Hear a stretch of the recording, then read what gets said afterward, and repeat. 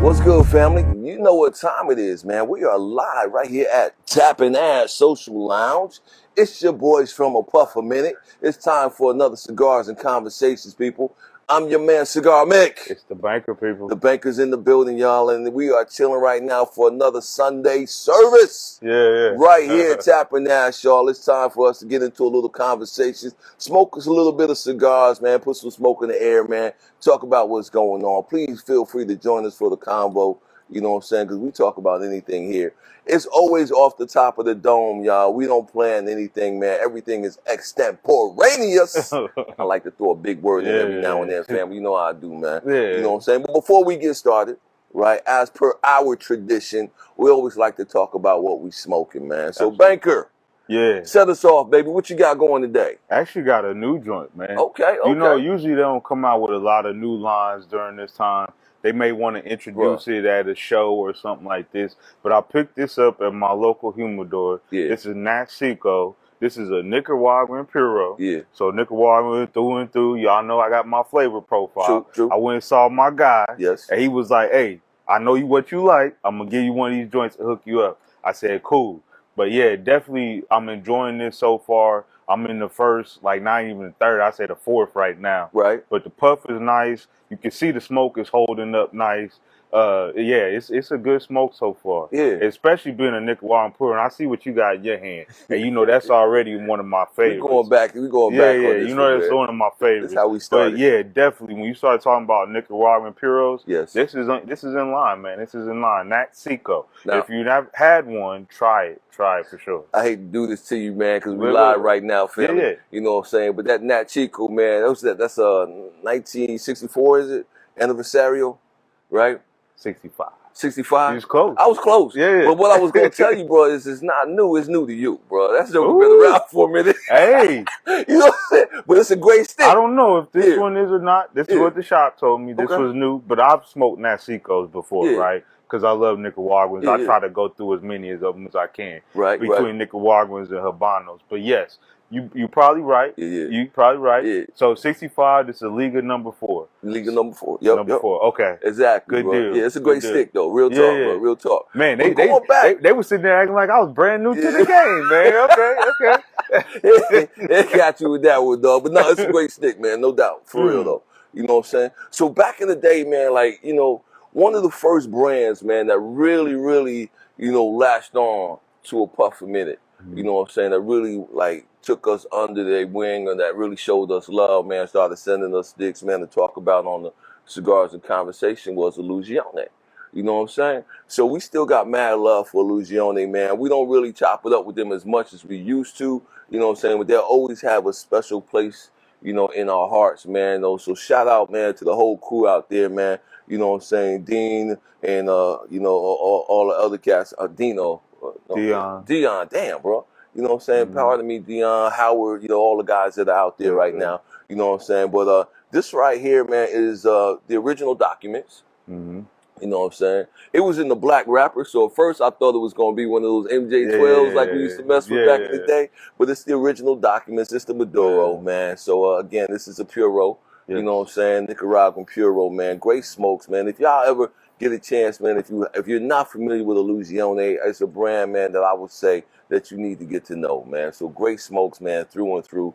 They absolutely are all about quality, you know, over quantity, man. So make sure y'all go and find them and, you know, and peep them out. You know what I mean? And Dion was from Vegas. Yeah, he is from Vegas. He grew up in Vegas, went to Rancho High School. Exactly. Grew up in the Gersons. Yes, sir. Hey. Yeah, he a real one. He a real one, for sure, man. You know what? You know who else is from Vegas? Well, who's in Vegas now? You know what I'm saying? Who represents Vegas today? Who that? Asia Wilson, y'all. Shout out to Asia Wilson, MVP, baby. MVP, baby. Again. Shout out to the women's Olympic team, man. Gold medalists, man. They won their game today. You know what I'm saying? So, yo, we want to give them they props, man. Back to back or whatever, man. The men won yesterday. The men won yesterday. Shout out to the squad. You know what I'm saying? Steph is doing his thing. Steph went off. So, yeah, bro. I just saw Steph with his stick. You know, going through the crowd, high-fiving everybody. You know, so he might have had something else on that stick, though. You know? Them eyes was a little lazy. I said, wait a minute. You see that shot he took, bro, when you had KD and Booker in the corner? Bro. KD he like, I got this. KD gave him the ball back. Said, Yeah, go he do did. your thing, bro. He said, I got it. You know what I'm saying? So, yeah, man. Great entertainment, man. Shout out to all the Olympic athletes, man, representing Team USA, man. So, you know, they did a wonderful job representing the country, man. I think it's today's closing ceremonies or something like that, or For a lot of events, yeah. for a lot, man. So, yeah. So yeah, it's pretty good, man. You know, I didn't get to like really tap in as much as I would have liked to. I'm looking forward to LA, you know what I'm saying, because that's in our time zone. You know what I mean? So it's hard, man, because I would be like up at like 2 in the morning or something trying to catch an event or something like that. Replays, you know, they just ain't the same. No. You know, but did you ever see that that joint that they was doing on Peacock, man, that had Kevin Hart and the other dude, Keenan and Kev doing you know, them dudes, man, together, hilarious. Is that right? Yeah. If you can I go, didn't see that. For that the mess, Olympics? bro, for the Olympics, bro. Okay. Like they was just like goofing on everything, bro. My avatar is fucking Snoop Dogg, bro. Oh yeah. Snoop was a whole character, the whole Olympics, bro. From lighting the damn the torch, yeah. he was crip walking with the torch. I was like, then he went from that. Then he had what was the ping pong. He was at the ping pong tournament. I was like, this dude is doing the most. Exactly. I was like, he was a whole character, the whole Olympics, Shout out bro. to Snoop Doggy Dogg, man. And how about Flavor Flav coming back and finding a way to stay relevant? Right? Flavor Flav, you know, a water polo of all sports. You know all sports. So yeah, man, shout out to Flav, man. So again, you know what I'm saying? Hey, hip hop community, man, trying to stay relevant during the whole Olympic thing and whatnot, man. So yeah, it was real cool, bro. But it makes me laugh because I always think about, like, you know, Hitler had a lot of comments to say about, you know, the gold medals was on the back of the African, right? And all that kind of stuff. So it was like, it is funny to see how far we've come. Yes, we win a lot of gold medals, but at the same time, just look at the impact we've had over the course of this whole culture of sports. And you started talking about Miss Biles, you started talking about, you know, the track stars, Mr. Lyles, all these other cats, right? I'm like, man, it's just a beautiful thing to see. It's a beautiful thing to see, bro. You know what I'm saying? We had, for like, you know, I don't know, 3 or 4 days, bro, we had like this major historic event in women's gymnastics where for the first time, all 3 medalists and the individuals were, you know, of African descent, so to speak, right? Were melanated people, right? So you had the gold medalist was from Brazil. You had Simone Biles, who had the silver, and then you had Jordan Childs, all right, who had the bronze, right? But they couldn't sit on that for too long, right? So they went ahead and they readjusted Jordan's score. They dropped her from 3rd back down to 5th. Man, I know that was really devastating for her.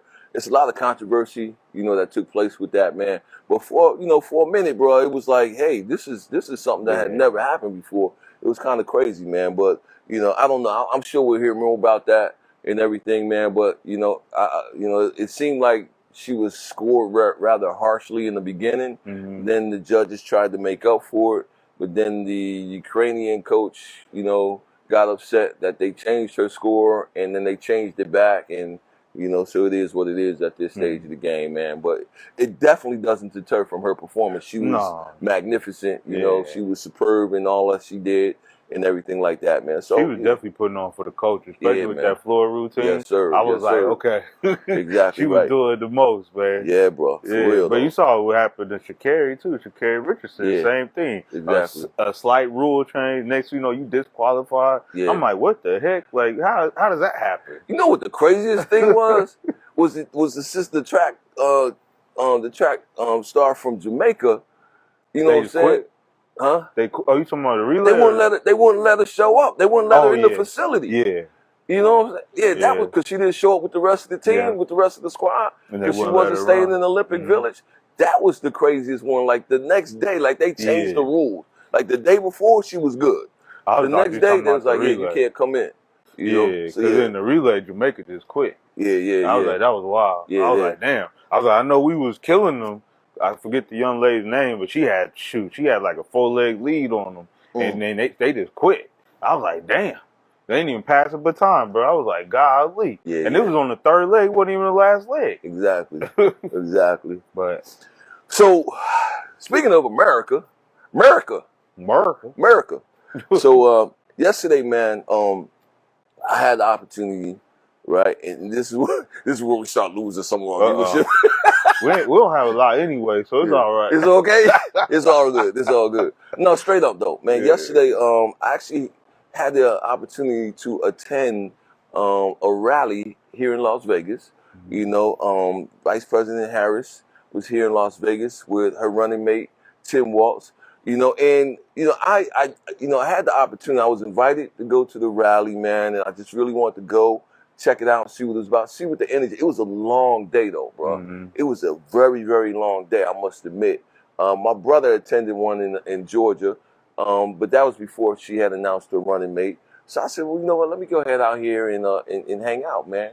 I got to roll with my man Tally, man, from here in the lounge and stuff like that. We went down there and we chilled out, man, for the entire day. But I must say, bro, the energy, right?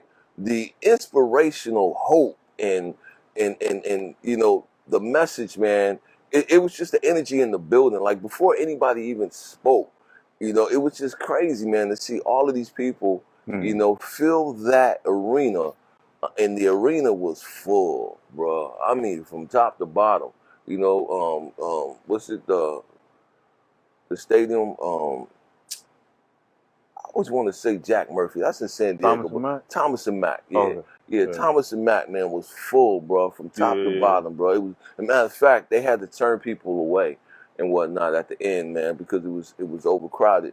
But and then they had DJ like D Nice was in there, you know what I'm saying? But it was funny to me, man, because while D Nice was doing his music thing, you know, it was funny, bro, because, you know, he got into some old school hip hop, right? So you had like all of the non-melanated people in the crowd that was like, it's chicken to rock or rock to rock or rock. That's right, on time and tricky, right? And then on the flip side, you had all the melanated people in the room singing like Foreigner, bro. You know wow. It was crazy, bro. Like the crossover, the mixture and stuff like that, man. But the message that came across, man, was like, you know, people who really were invested in their future in this country. You know what I'm saying? You know, in that message of not wanting to go back and wanting to move forward and all of that type of stuff, man. So it was positive, man. I was really happy to have been,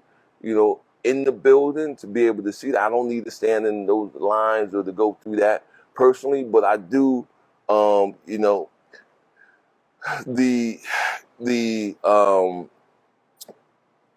polar opposites, you know what I'm saying? From what I see, like when I watch something on TV, right, and or I get sound bites or something from one side of an equation, you know what I'm saying? It's almost depressing.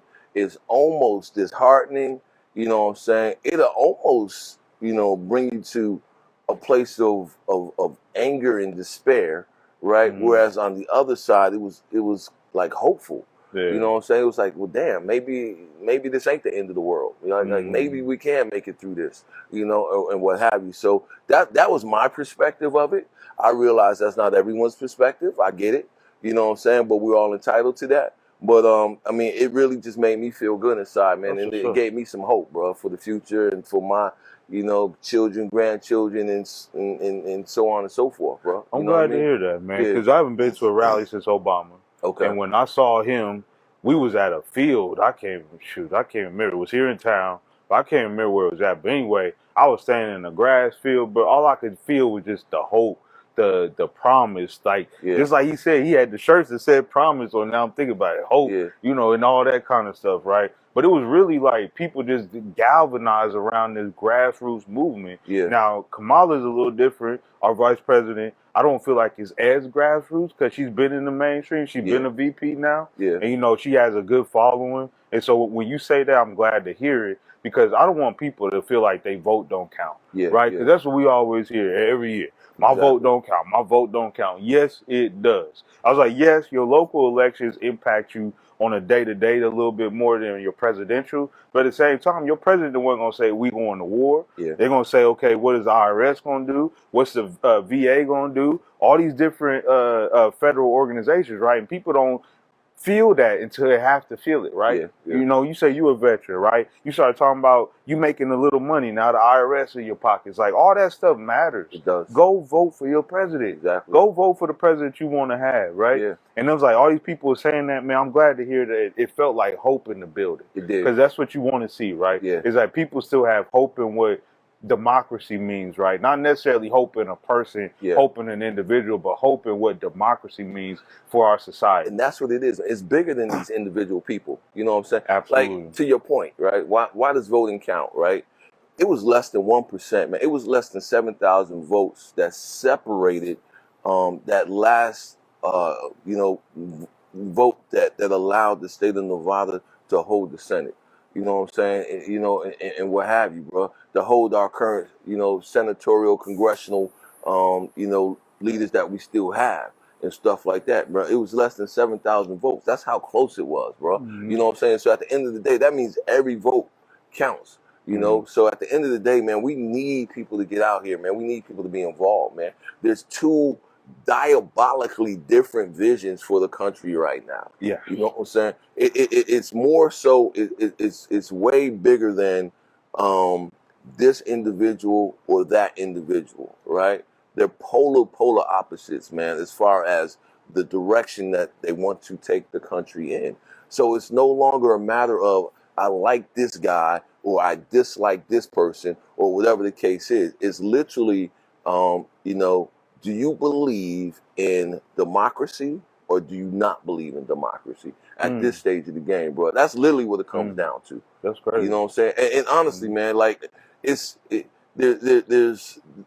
man, I mean, I don't want to be dramatic, right? I don't want to be, but for me personally, right, it literally comes down to almost good and evil at this stage of the game, bro. It is crazy. And not just good and evil, but I'm almost thinking between delusion and reality.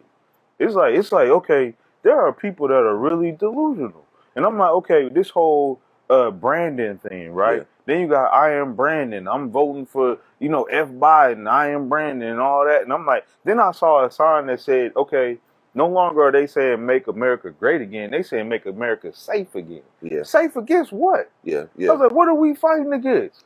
I was like, oh my Lord. I was like, they're going to create another hypothetical crisis where they got to go to war. It's fear. You know what I'm saying? I mean, when you instill fear, right? When you instill division, right? When you instill, you can't trust your neighbors and you can't do this and that and the other thing, man. I mean, literally, bro, that's what drove Nazi Germany, you know what I'm saying, with neighbors snitching on neighbors and, all that type of Gestapo police and police states and all of that type of stuff. At the end of the day, man, it's like, I didn't hear any bashing yesterday, right? All I heard was, like, everything was fact-based, right? It was no name calling. Right? It was no name calling. There was no made up, there was no, fake news type of stuff or trying to say like, this isn't true, that, what I'm saying? It was just, these are the facts. This is what it is. Straight platform. Yeah, it was just a straight platform, bro. You know what I'm saying? Whereas it was no hate mongering. You know what I mean? It was just like, this is what it is, people. Yeah. This is what it is. And then, like I said, on the other side of the stage, bro, all I hear is, such and such, like, you literally are this close, to calling somebody the B word. You know what I'm saying? It's like, you're going to break one day and it's going to come out your mouth. You know what I'm saying? It's crazy, bro, because it's just so vile. And then, but people want to put you up like, that this is, someone who is sent from above, bro. Yeah. And I'm just sitting back like, I don't get it, man. To me, it baffles my mind. Yeah. So again, but people talk about polls. In Atlanta we say polls are for strippers. I don't know. I ain't put my faith in I'm from Memphis, bro. So if you ain't hoeing your pimper, you a stripper. So shit. Hey, bro. Look, man. I ain't put my faith in no polls. All I know is The only thing that you could trust is your one vote. Yeah. You know what I'm saying? Yeah. So get out and vote, bro. Yeah. You know what I'm saying? At the end of the day, that's all I can implore. And you know what? And even if you voting for the other side, I still encourage you to get out and vote. You know what I'm saying? Oh, yeah. That's the only voice that you got in this game. You know? So again, don't, you know, I mean, if you want to hit me with your hate mail, cool. I'm good with that. Yeah. You know what I'm saying? Because again, I'm a grown man and I'm entitled to mine. You know what I'm saying? I stand by mine. But at the end of the day, man, you know, I fear for the possibilities for this country, you know what I'm saying, if things go in the direction that's being proposed on the other side of the table. Yeah. You know, real talk. So, yeah, because it's not a platform. It's a I don't even know what you would call it at this point, because it's not a platform it's a based on manifesto, politics. bruh. Yeah, it's not a platform based yeah. on politics at all. It's almost like I'm slinging mud, you know, at you. Hey, bro, we call them dirt claws in Vegas. I don't know what they call them in Jersey, but you used to get them dirt claws and throw them at each other. That's what it feels like, bro. And I just want to see one blow up on your back. Right, and that's what it is. Like, and you can't come back from that. That's the same thing, like with the VP Harris, right? Like, she can't match that energy. She never will, and she never should. Right. She should never try to match the energy. I'm so glad to hear what you're talking about now, that she didn't come out that way, right? Where it didn't come out where Trump did this and Trump did that. He picks his nose all day in the bathroom. Bah, bah, bah. You know what I'm saying? Like, all that nonsense. That's what he really do, bro. He just be spitting nonsense. There's no platform. There's no initiative. It's like almost talking to my grandfather. You know what I'm saying? Like, my grandfather throw a nigga in there just for emphasis. Not even because he really meant it, just because it was for emphasis. You know what I'm saying? That's what it feels like sometimes. I'm like, this don't sound right at all. You know what I mean? So it's like, at the same time, like, we got to get back to a situation. We talking about platforms, initiatives, moving things forward. You know, my whole thing is always going to be about small business. I feel like that's the best way for our population to get out of the rut that we've been in for 400, 500 years since they brought us here. Is we got to find a way to create legacies for ourselves. And that's through real estate. Land don't change. Land costs what land costs, no matter what you pay for it. Land is land. And then you start talking about small business, you create a legacy for yourself and your family. That's always going to be my platform, right? So when I hear a candidate like VP Harris speak, I'm like, what you doing for small business? What you doing for people to create legacies for their family? How can we acquire land a lot better? I'm not talking about the 40 acres and a mule situation. I'm talking about how can we really acquire land for ourselves? Because interest rates ain't doing it for us right now. The cost of real estate ain't doing it for us right now. I'm like, how are we going to get to them standpoints, right? That's what I care about. So people be like looking at me like, because we on the, you know, I think we both independents, right? Registered independent? Yes. Exactly. So being registered independent, right? You get hit up from everybody. Everybody come to my house. Hey, I know you're independent. We trying to turn you this way. We trying to turn you that way. And I'm like, I'm independent because I vote for myself. Thank you. I don't vote party line just to be party line. I don't vote, like, I'm not a sheep, bro. And I hate to use that term, but at the same time, I tell you I'm not following along in that. What did I tell you? I told you I would love to have a Republican candidate that I could vote for right now, bro. But I just don't see any real choices right now because Trump has so tainted the waters, bro. You know what I'm saying? That none of these guys are actually thinking for themselves. They're just following his path. It's very cold. It's just so tainted right now, bro. I would love to, bro. But at the end of the day, man, I want to just say that, you know, and I actually just lost my train of thought, man. So I'm trying to get it back real quick.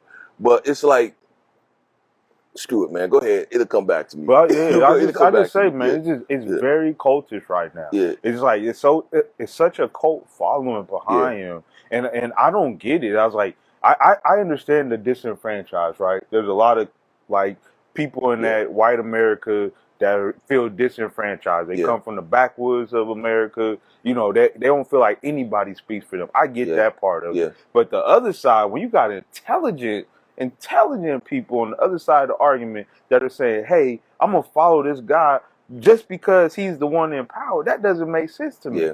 That don't make any sense to me. All right, so it came back to me now. So when you were talking about small business and everything, right? So one of the things that, you know, is big for me, right, is to reverse this disenfranchisement of the middle class, right? For instance, you know, here in Nevada, man, it's like, you know, it's hard for people to even be able to rent a home, right? Because you have all of these corporate raiders that are coming in here, buying up all of the properties, raising the rent so high, right? So that, and another big issue for me are veterans' rights, right? Yep. But now these veterans can't even go in and get a home, right? Rent a home because the rents are so high, or first-time home buyers, they can't get into these homes because everything is so high. It's just everything raised up. But these are people who don't even live in the community, right? They're outside of the community, just coming in, buying up all of these properties, bro. You know what I'm saying? And raising things up, just disenfranchising all of the so-called middle class here, man. Veterans' rights, man. You know, anything that disenfranchises the middle class, man, that stuff needs to be reversed, man. Education rights is very big for me right now. You know what I'm saying? You shouldn't be able to, to tell students, you know what I'm saying, like, you can't learn this, or we're going to burn these books, or we're going to do this, that, and the other thing. That's what the whole critical, thought process. Well, not even critical race. I'm just talking about critical thought on a whole, man. Yeah. The problem in America today is that people are just too pre-programmed and being told what they are supposed to think, man. Give me the information and let me make up my own mind. You know what I'm saying? Let me decide what it is that I want to, believe, and what I want to retain, and what the direction that I want to go, so to speak, man. So that's another issue, man. Like, and things like that, man. Like, I don't even understand how we got to the place today where, I can go down the line, bro, but I don't even want to get into, a woman's right to choose and, what people do, man, in the privacy of their own homes or in their own lives and all that. That is not something that's supposed to be government regulated. You know what I'm saying? And shame, man, on these so-called Christian nationalists, you know what I'm saying, who call themselves Christians and don't realize, man, that Jesus would not be a Christian nationalist. Matter of fact, if he was here today, the people that y'all fighting against the most are the ones he would be walking with. You see what I'm saying? He didn't. Matter of fact, when he was on the earth, the people that he hung out with were the people that society did not, want to, embrace. Right? He hung out with the fishermen, man, who were the drunkards and the ones who was cursing and all of that type of stuff. He hung out with the prostitutes. He hung out with the tax collectors who were, supposedly the ones who was ripping off people in the society and all of that type of stuff. He didn't hang out with the Pharisees and the Sadducees. He didn't hang out with the moral majority. As a matter of fact, those are the ones who gave him the most problems. Right? And it's that same moral majority that's judging everybody today and tell them, oh, you can't do this and you can't do that and you can't do this because we're the elite. You know what I'm saying? And this, that, and the other thing. But, you know what I'm saying? They're the ones that's doing the same thing now that they was doing then, bro. I'm going to name drop because you didn't do it. I would say Peter Roof. Sorry, name Come on, bro. Come on, bro. You know what I'm saying? And that's why one of the dopest verses, man, in the Bible, man, that always got me, man, was just like, in that day, many will say to me, Lord, Lord, did we not, heal the sick in your name? Did we not do all these wonderful works in your name? Didn't we do all of these things in your name, in the name of Jesus? Did we not do all of these things? He's going to say, depart from me, you workers of iniquity. I never knew you. I never knew you. That's the dopest verse in the Bible, bro. Because they phony and they fake, bro. They don't even know who they don't even know the person that they claim that they serving, bro. You know what I'm saying? Yeah, I hope we not the outliers, bro. Like, your mother was a teacher. My mother gave me books for days, bro. Books for days. I was just thinking about this the other day because I was like feeling a little down or whatever. And I was like, I just locked myself up in the house, right? Locked myself in the room. I said, my mom used to lock me up because she'd be like, hey, you won't punish me. You got to stay in your room. Guess what she did, though? She gave me books. Gave you books. And she said, gave you books for days to read, bro. I was reading Rich Dad, Poor Dad by Robert Kiyosaki, Napoleon Hill. Napoleon Hill. I was reading all these different books, right? And then I just think about people these days, like, what do you do to lock yourself away? Just get introspective. Get introspective and get real with reality and what's really happening. I was like, you don't have to stay stuck in the matrix. You don't have to. What was the most dangerous thing during slavery times? What was the most dangerous thing? Learning to read, bro. They didn't want you to read, right? You couldn't even read. If that stop sign said stop, you couldn't even tell them that sign said stop. What is Project 2025 trying to do right now when it comes to education? Taking books away. Come on, bro. Not only taking books away, but making recommended books. Come on, so bro. The books that they telling you to read is the books that they came up with, right? Y'all better read between the lines. Man, y'all better see the connection. Y'all better see the dots connect here. right? Again, why are we attacking books? Uncle Tom's, right? Uncle Tom's Cabin, right? One of the greatest books in history, right? But because it said nigga, I don't know how many times in the book, all of a sudden they want to redact all the nigga from the book. I'm like, that took away the whole impact of it. I was like, that was the whole reason that Mark Twain wrote the book, Come right? on, man. It was a period book. Why would you do that? Exactly. But at the end of the day, man, like I said, the books are there, right? Let people read the books. Let them take from them what they want to take from them. You know what I'm saying? And keep it moving. Keep it moving. You don't ban people from reading books, But they banning people from information. It ain't the books. They banning people from information. Exactly. They I don't know how we got down this far, bro. I don't know, bro. But you know what? I'm not even mad, man. This is what I mean, guys, when I tell you we don't plan these things, man. We just sit down, we light these sticks up, and we just start conversating. And we could talk some ignorant stuff we want to. Oh, yeah, we could get up here and be like, Mick ran Jersey for for who knows how long. The whole block was his. And, Gerald did his thing on the west side, was growing up in the coast and all that. But we don't have to talk like that anymore, right? We talking about what is reality and what's our reality today. Yeah. And hopefully if nobody else that's watching us gets anything else out of this, this is what we dealing with right now, day to day, and we thinking about this stuff, man. Even when we don't talk about it. Yeah. And when Mick said, I'm telling you for real, we had no idea we was gonna go down this rabbit hole. But hey, bro. It is what it is. You know what I'm saying? Exactly, man. Social Security, bro. You know what I'm saying? That's another one, man. Y'all ain't seen my crown yet, man. Mick switching it up, y'all. He's switching it up, y'all. Somebody said, Mick, you can't grow hair. It ain't even salt and pepper. It's just salt. It's just salt, baby. It's just salt, baby. Yeah, now I got to start thinking about that. You know what I'm saying? Like, come on, family. So, yeah, absolutely, y'all. I'm trying to tell y'all, man, we got some real things that we need to think about, man. Out here. And it's a lot of things I'm thinking about now for the future of my family, for sure. But I'm thinking I got one that's getting ready to graduate. I got one that's going to 7th grade, just started womanhood, doing all these kinds of things, right? Yeah. It's like I want them to have a context of what the world really is. Yeah. I was like, a lot of times my wife will tap me and be like, you doing too much, you saying too much. No, I'm not. Yeah. I'm telling them what they need to hear because they're going to be, hopefully they'll be an adult more than they was ever a kid, right? Yeah. So I'm like, okay, kid, you being a kid don't last long. Right. Because you pushing 60 now. You know what I'm saying? I'm 37. You know what I'm saying? 59, bro. Yeah, Stop pushing, man. Hey, but I'm saying, I'll be 59 next month. But God willing, you'll be an adult a lot longer than you was ever a kid. True. Being an adult sucks. Yeah. It's a lot of shit you got to deal with. It's people you got to deal with. It's circumstances around you have no control over. Real talk. It's a lot of stuff that goes on in your life as an adult. Yeah. I'm trying to give them a context right now to get ready for that. Yeah. Put your armor on right now. Put your shield of armor on. Exactly. That's what I'm doing with my kids every day. Yeah. I'm like, put your shield of armor on. Don't be so emotional. Don't let people control how you are every day. That's right. Don't let the world control who you are. Don't let them control how you think. You got an option. You got a choice every day. Yeah. If God gave us nothing else, it was free will, right? Yeah. And he said that was the crux of all men. He called the Jewish people the thick-necked people, right? Because he called them thick-necks because they wouldn't listen.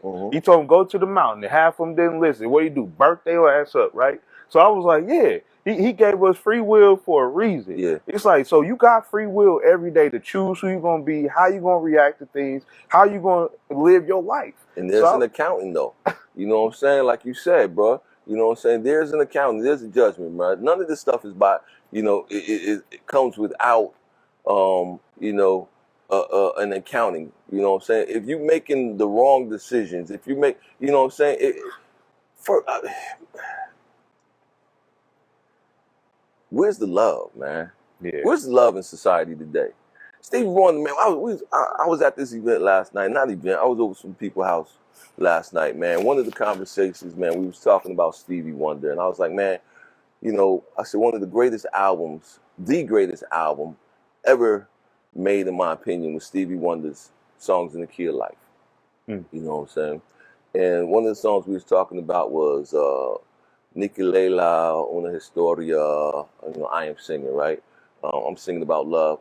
And one of the songs we was talking about was Love is in Need of Love Today, right? That song will never, ever, ever be outdated. You know what I'm saying? Because you can play that song at any particular time in the history of mankind and it will still be relevant. Love is in need of love, right? And today, like I don't care if you're talking about yesterday, today, or tomorrow. Love is in need of love today. I mean, Stevie Wonder outdid himself with that particular song, man. But Yeah. where is the love? You can see, like the Bible says, you judge people by their fruit. You know what I'm saying? By the fruit, man. By the manifestation, right, of the lives that they live, by the words that come out of their mouths, by by their actions, the results of their actions. If you got one side that everything is, pursue, hate, lock up, kill, disavow, and the other one is love, empower, help, you know what I'm saying, enrich, and what have you, that for me is not a difficult choice. Yeah. I'm just saying. For me, that's not difficult, man. But for some it is. Yeah. You know what I'm saying? For some it is. But, but that's where we are. That's where we're living at today, man. Some people want to go back to what? Right? Some people want to go forward. One is about regressing. The other one is about the possibilities of the future. Like, how do we get better? How do we get better from here? Yeah. Right? I know what's back there. Right? As a black man in America, there's nothing that you can convince me, right, that is something that's better for me in the past. There's absolutely nothing that you can go back to what? 50 years ago? Yeah. 100 years ago? Yeah. 200 years ago? Or 400 years ago? Which one is better for me? None. For my people? None. Thank you. None. Thank you. None. You asking me to make a choice? And all of these,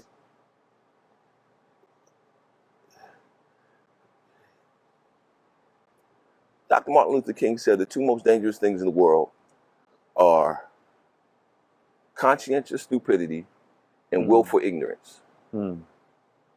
Right? Willful ignorance, like you just decide, I'm going to be ignorant. And then conscientious stupidity. Okay, so at the end of the day, man, we have a lot of willfully ignorant or conscientiously stupid people, right, who are going around, right, and saying, that look like us, and trying to make a case to go back 50, 100, 200, 400 years. I saw a post on IG. This is the most ignorant thing I've ever seen in my life, bro. I'll be real with you. Somebody on IG with a t-shirt on that said N-words. It was spelled out, right? With the A. Fuck it, I'll say it. We on IG. Niggas for Trump. Oh, yeah. You saw that one? Yeah. I said, thank you for wearing that t-shirt, bro, because you just exposed yourself. You know what I'm saying? Like, really, I mean, if you that ignorant, you know what I'm saying? Thank you, because we don't even want you in our camp. Yeah. If you that stupid. Yeah. See what I'm saying? But you got others that are out there that are not that blatantly out there with it. You know what I'm saying? They try to seem more intelligent with it, man. Some of our celebrities, some of, all that other type of stuff. But what are you trying to go back to? Yeah. Because we've been there already. Yeah. I digress. Well, they always say we get a piece of something, right? And then, it goes back to the argument. We talk a lot about corporate America, right? You say corporate America, we got to be the best, the fastest, the smartest, all that stuff, right? So it's like, okay, if there aren't enough of us that progress to that point, then what is everybody else supposed to do? Just say, I'm going to fall in line? That's not cool, because that's what you're talking about right now. You say niggas for Trump, right? That's a bunch of silly people just falling in line because they don't know no better. And to be perfectly honest with you, somebody probably cut him a check to put that shirt on. Nah, he was walking down the street with it, bro. Ain't nobody paid him to do that. He had it was a dude with a megaphone, what do you call it, a megaphone, walking down the street with a shirt that said niggas for Trump. And they was doing a whole little rally on the street with shirts on that said niggas for Trump. and couldn't even say a full sentence. It was talking about niggas for Trump. Bro, I'm trying to tell you, man. For me, I mean, some people sell their soul or whatever the case is, man. You know, I hope they got paid. You know what I'm saying? But like I said, willful ignorance, conscientious stupidity. Two most dangerous things in the world. That's crazy. That's crazy. Dr. King said. Dr. King's last speech was one of the most impactful I ever saw him do. When he talked, we was in the church. He was talking about I've integrated my people into a broken society. And he was like, these people are they don't know who they are. They don't know where they come from, and they are a broken society. And I was so he was talking about how he put so much effort into progressing the black population to be a part of this society that's broken. He was like, we was better off when we was doing our own thing. Yeah, but at the same time, yeah. but do we go back to that and say, okay, yep, we're gonna be our own black doctors, our own black lawyers, and all that kind of stuff, right? Do we go back to that? I was like, how could we now? Yeah. Now we're in this society, we got to figure out a way to make it work. But we're allowing them to regress us.